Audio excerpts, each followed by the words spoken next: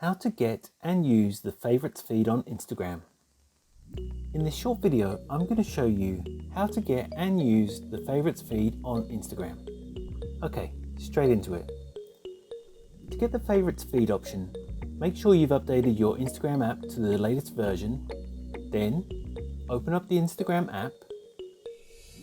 Tap on the Instagram logo in the top left corner. This will give you two feed options: following and favorites. Tap on favorites. To set up your favorites list, tap on add favorites.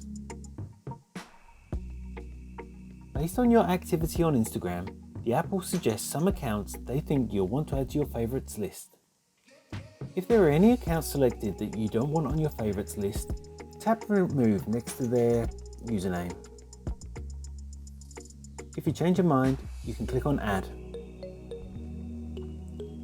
When you're finished, tap confirm favorites.